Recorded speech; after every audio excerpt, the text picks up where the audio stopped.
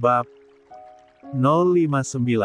Katakan pada bapak sama ibu, kalau mereka telah berhasil mendidik putrinya. Aprilia tersenyum dalam tangisnya.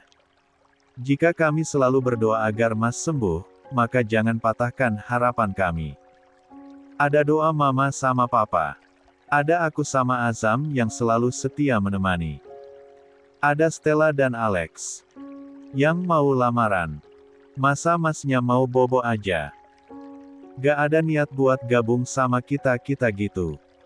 Boril tertawa. Ia lalu menarik tangan istrinya dan membawanya dalam pelukannya. Hingga Aprilia bangun dan separuh tubuhnya membungkuk agar memudahkan Boril untuk memeluknya. Lama mereka ada dalam posisi seperti itu. Tak hentinya Boril mengucap syukur pada Tuhan, di saat sakitnya seperti ini, Tuhan mengirimkan seorang istri yang luar biasa sempurna untuknya. Aprilia tak hanya cantik luarnya namun batinnya juga. Puas melepaskan rindu, Boril pun melepaskan pelukannya. Aprilia mencium pipi suaminya lembut lalu duduk kembali seperti semula tadi. Dan Boril pun lalu perlahan mengangkat tubuhnya untuk duduk. Harusnya, kamu yang sekarang butuh perhatian Yu. Kamu baru habis melahirkan tapi harus serepot ini. Dan selelah ini. Makanya kalau kasihan sama aku, Mas harus semangat buat sembuh dong. Aku kan pengen gantian dimanja juga.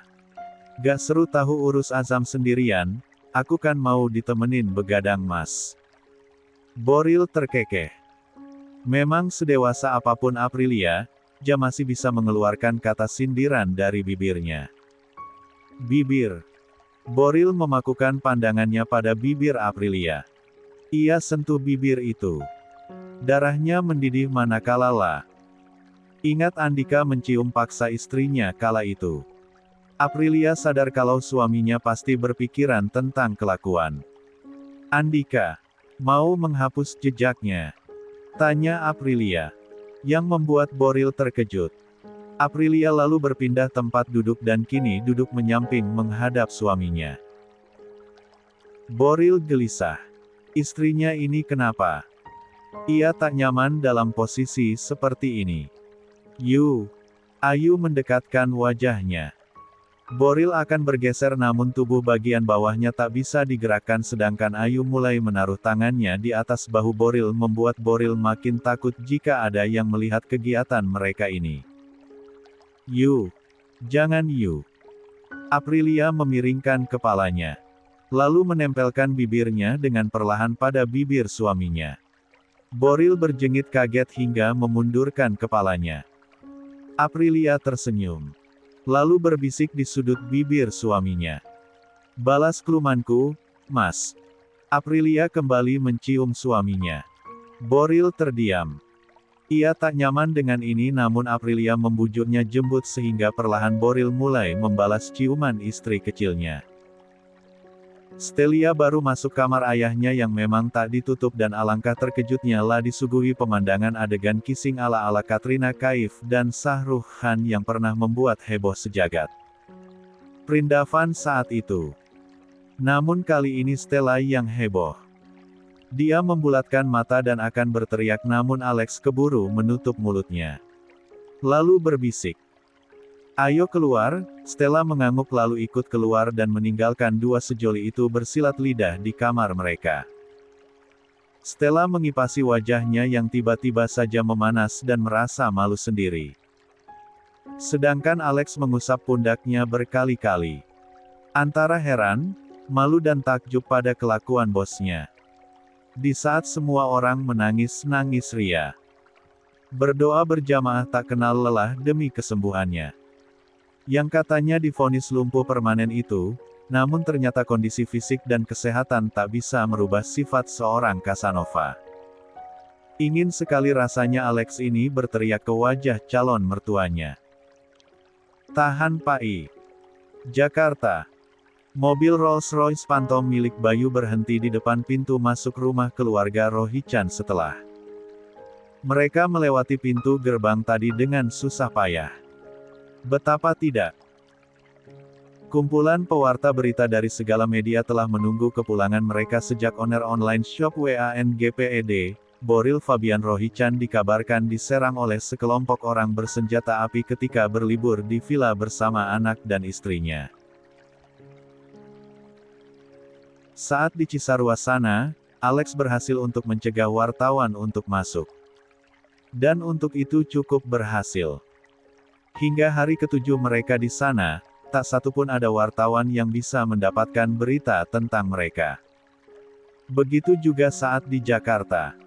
Tak ada satupun wartawan yang dibiarkan masuk. Biarlah mereka menunggu di IWAR dan hanya meliput serta mengambil gambar dari balik gerbang saja. Para security serta asisten rumah tangga yang selama ini melayani keluarga Rohichan mulai berkumpul untuk menyambut kedatangan tuan mereka. Terutama untuk melihat Boril yang baru saja terkena musibah. Juga tentu saja menyambut penerus baru keluarga Rohichan yang baru lahir. Azam Atana Rohichan. Campur aduk perasaan mereka kini.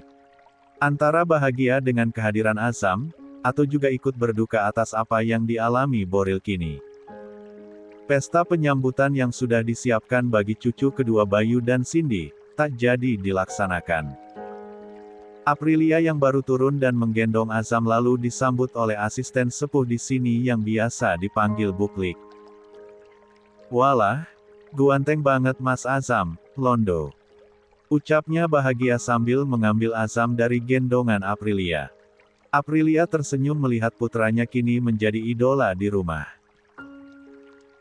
Mbak Aprilia gimana kabarnya? Sehat? Sehat Bu. Buklik sudah bikinkan ramuan khusus buat baru melahirkan. Sama teman-teman yang lain sudah siapin kado buat Mas Azam. Aduh. Ge usah repot-repot Buk, gak apa-apa Mbak. Cindy lalu mengelus halus rambut Aprilia lalu menganggukkan kepalanya. Tanda agar Aprilia menerima pemberian dari para pelayan lain. Dan Aprilia pun tersenyum pada asisten rumah tangga yang lain demi menghargai mereka. Alex mengambil kursi roda yang dibawa dari rumah sakit khusus untuk Boril dan menyiapkannya di samping mobil yang pintunya sudah dibukakan oleh Bayu. Selagi Boril menunggu dengan wajah datar dan seperti tak memiliki semangat hidup lagi. Kini Boril melirik pada kursi roda berwarna hitam itu yang akan menemani hari-harinya ke depan. Saat naik ke mobil tadi, ia dibantu para tenaga medis dan kini ada Alex serta Bayu yang menunggunya. Serta ditambah beberapa security yang bersiap membantu jika diperlukan.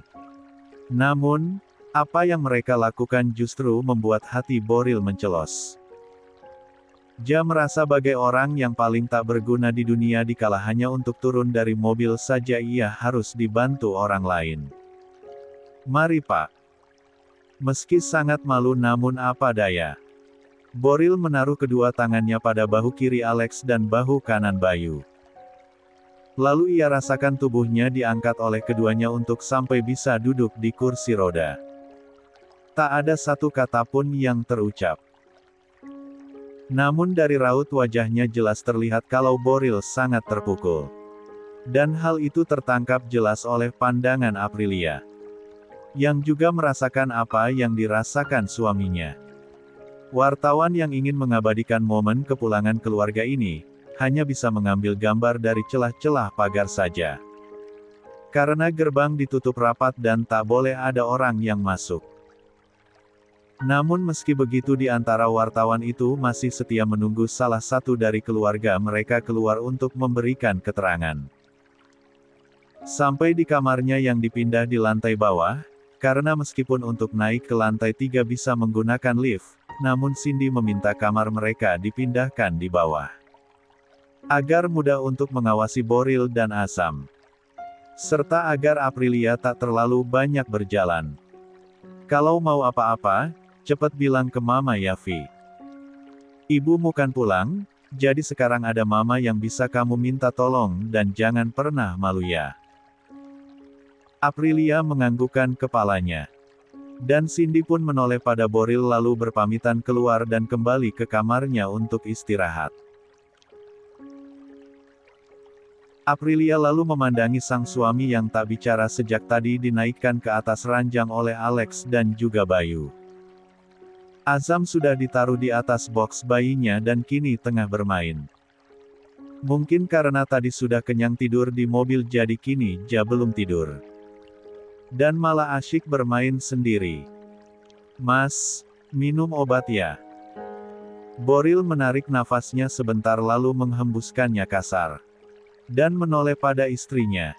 Tolong bawa Azam ke sini yuk, Mas mau main. Aprilia tersenyum dan mengambil Azam lalu menaruhnya di samping Boril. Posisi Boril yang duduk sambil berselonjor kaki, memudahkan pria itu untuk memiringkan tubuh dan mengamati pergerakan sang putra. Ia terenyuh manakala tangan Azam menggenggam jari telunjuknya erat dan netra abu yang serupa dengan Hazel ibunya itu kini memaku pandangan Boril. Seolah ia tahu Boriela ayahnya dan mengajak bicara Boril. Apa sayang? Mau bicara sama papa? Yes, I'm your papa little boy. Boril tersenyum lirih. Why you look at me like that? Papa? Menyedihkan ya? Tanya Boril pada Azam yang jelas tak mengerti apa yang dikatakannya. Hanya Aprilia yang tahu mengapa Boril berkata demikian.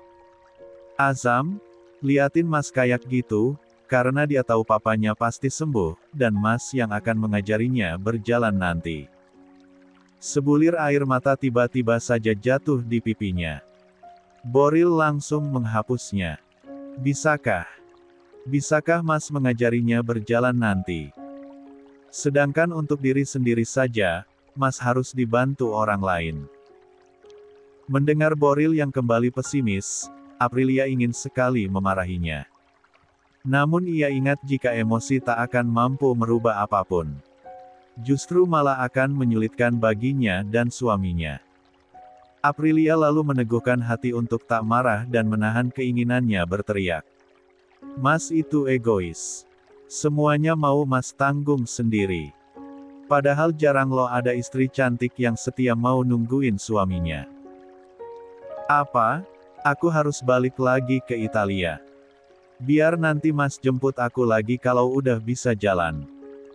Boril melotot lalu menatap nyalang pada istri kecilnya. Dengan wajah khawatir dan panik, kenapa bilang gitu?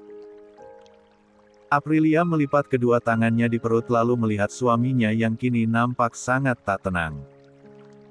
Setelah aku pikir-pikir, bener juga sih Mas, ngapain juga aku habiskan masa muda aku buat rawat kamu. Aku masih muda, cantik, pasti banyak yang mau.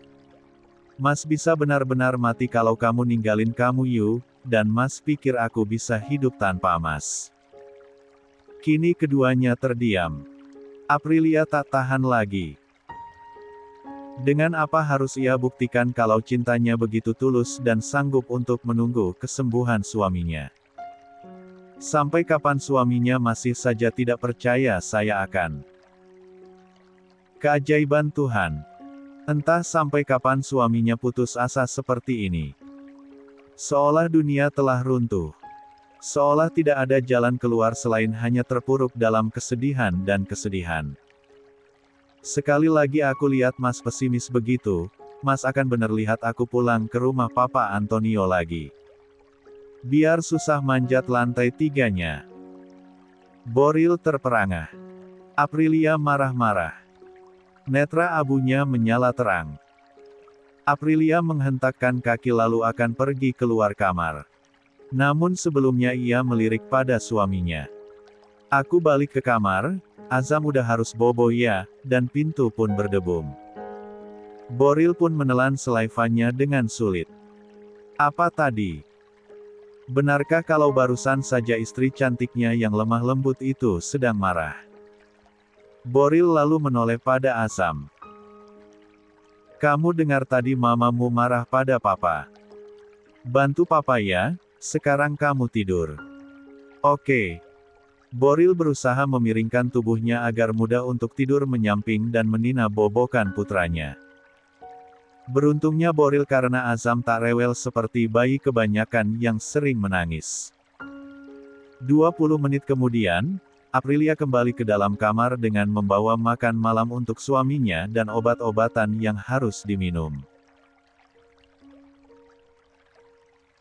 Sebenarnya Aprilia merasa agak geli dan sedikit keterlaluan dengan sikapnya tadi yang setengah membentak suaminya, namun hal itu terpaksa Aprilia lakukan karena dia sangat tidak suka jika Boril yang dikenalnya memiliki kepercayaan diri 1000%, kini berubah menjadi pria yang tak dikenalnya.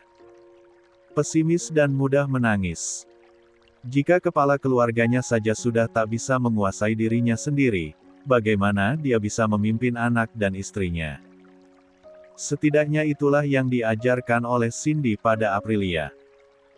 Boril adalah anak pertama dalam keluarga. Kekuasaan, kekayaan dan ketampanannya adalah aset utama dalam hidup yang kini salah satunya telah dicabut. Ia yang biasa dengan tampilan sempurna dan selalu mendapat pujian akan fisiknya, wajar jika merasa kini tak percaya diri dengan kelumpuhannya. Namun bukan berarti harus selamanya terpuruk dalam keadaan itu.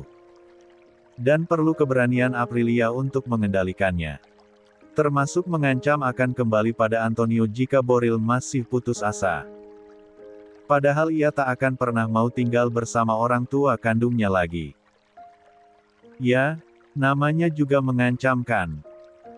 Ia pun meminta pada Tuhan supaya jangan mengaminkan ucapannya yang tadi. Pintu terbuka. Dan, alangkah terkejutnya Aprilia. Bukannya Azam yang tidur, tapi malah suami tampannya yang terlelap. Aprilia pun terkekeh geli. Seolah Azamlah yang menina bobokan ayahnya. Bagus Azam, kamulah pahlawan sesungguhnya. Azam memonyongkan mulutnya. Ia menguap karena mengantuk. Aprilia menyimpan nampan yang dibawanya dari dapur. Apa sayang? Papa nakal. Papa nangis ya. Kecapean nangis terus bobo ya. Ah, papa payah, ucap Aprilia bicara pada Azam sambil sesekali terkekeh geli. Seolah Azam sudah bisa bicara dengannya. Aprilia lalu tiba-tiba saja memiliki ide. Lah ambil ponselnya dari atas nakas. Lalu mengambil gambar Boril yang tertidur di samping putranya yang masih terjaga. Setelahnya ia pun lalu masuk ke laman Instagram miliknya di @apriliaayu_aduhai lalu mengunggah foto tersebut dengan caption, "Baby Azam lagi klonin papa." SEND. Perlahan-lahan, hari demi hari berita mengenai Boril mulai mereda. Tanpa adanya konfirmasi dari pihak manapun, baik media maupun publik merasa, rasa penasaran mereka berujung buntu karena tak jelasnya mengenai berita tersebut. Bahkan pihak rumah sakit pun diminta oleh Bayu untuk menutup rapat informasi sekecil apapun mengenai Boril. Akhirnya berita itu pun menguap. Dengan sendirinya, keluarga Rohichan pun boleh bernafas lega, jarang tak lagi diburu wartawan. Dan mereka pun harus berterima kasih pada kasus heboh yang menutup berita Boril akhir-akhir ini. Apalagi kalau bukan para crazy rich yang ditangkap karena masalah penipuan berkedok trading binary option. Acara akikahan Azam pun dilaksanakan dengan sederhana. Hanya mengundang kerabat terdekat dan tetangga. Serta tak lupa kehadiran Apko dan Liana yang menyemarakkan acara hikmat ini. Secarik kesedihan di hati Boril. Di mana seharusnya Lala yang memimpin acara ini. Ialah yang sibuk. Bukan ayah dan ibunya. Hingga terlihat wajah Boril yang muram sepanjang acara. Bayu pun menyarankan agar Boril segera melaksanakan proses fisioterapi. Demi kesembuhannya. Dan Boril pun menyetujuinya. Ia ingin segera menggendong Azam dan mengajaknya keliling kawasan rumahnya. Lari pagi dan jalan-jalan sore. Boril sangat tak sabar sekali melakukannya. Secara rutin, Boril menjalani fisioterapi yang ditujukan untuk mengembalikan rentang gerak serta untuk menjalankan aktivitas normal. Setiap harinya Boril akan menjalani sesi fisioterapi selama 30-60 menit. Seharusnya dilakukan di rumah sakit atau klinik. Namun Bayu meminta agar tim medis dan fisioterapisnya saja yang datang ke rumah. Dengan terapi manual yang dilakukan oleh fisioterapis untuk membantu menggerakkan, memijat serta memanipulasi jaringan tubuh yang terganggu. Selain itu, terapi manual ini membantu memancarkan aliran darah, meringankan nyeri dan memberikan sensasi relaksasi pada tubuh. Setiap kali menjalaninya, maka Aprilia akan ada di sampingnya ditemani oleh Asam. Selalu memberi semangat pada Boril dengan kata-kata lembut dan manja. Membuat Boril bersemangat untuk menjalani hari-harinya meski kini kursi roda adalah sahabatnya.